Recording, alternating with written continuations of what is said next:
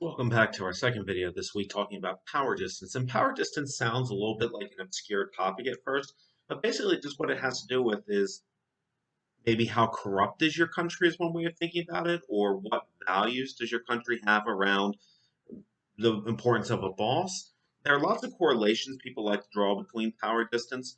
And if you think about it in your head intellectually, it makes a little bit of sense, right? Obviously, a boss in China would have different sets of values and skills needed to be seen as successful versus one in the United States or in India or in Brazil or Germany or wherever you may be.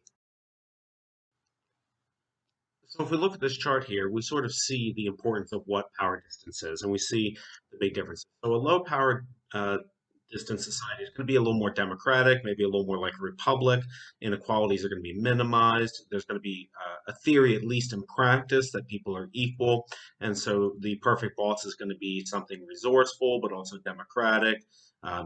Different jobs are going to hold equal status, and most people are going to have equal rights. In a higher power distance society, though, the opposite is basically true across the board. Inequalities are expected. Respect is a more important virtue. Centralization of assets is popular.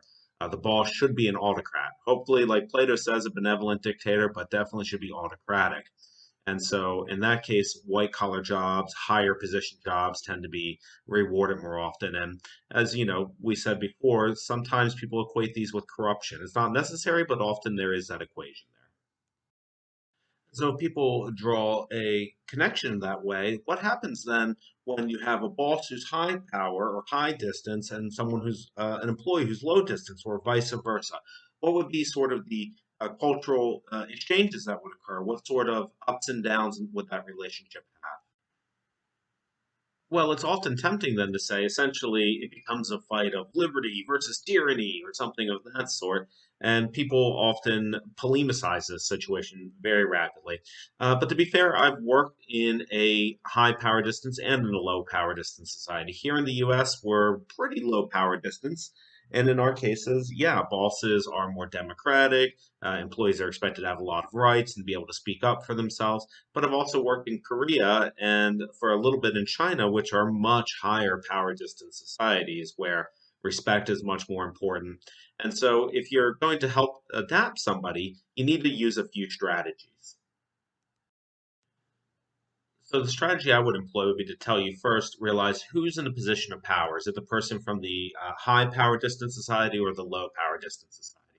If it's a person from the low distant power society, that person is going to need to maybe be a little bit sterner with the other employee than you would otherwise typically expect because there's an expectation on the employee's behalf. In other words, you could quickly teach them to slack off if you don't sort of stay on top of them a little more and sort of provide those resources and that sort of autocracy to a small extent that they expect. On the other hand, if you're the one from the high power distance society and you're managing a bunch of people from a low power distance society, you really have it much tougher because these are people who are going to talk back to you and you don't expect that. These are people who are going to have their own opinion and you're not going to like it. So, really, it's got to be an emphasis more in humility and in being humble and a sort of understanding that there is some cultural differences there. And that's going to be true pretty much across the board for how to deal with these situations. The power distance, in many ways, you can just think of it as another way of saying cultural differences. Obviously, some societies have high power distance with regards to men and low with women, or low with men and high with women.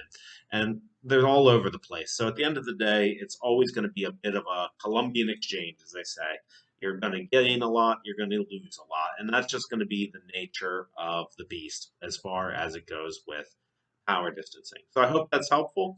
I hope it gives you some idea. But essentially, if you're really worried about it, just remember speak your mind, be honest. Even if you come from a society where that's not expected of you, you don't need to be rude or disrespectful, but it is important to convey your thoughts. And that's really the point of it. It's an exercise in cultural sensitivity. And that's really what power distance boils down to at the end.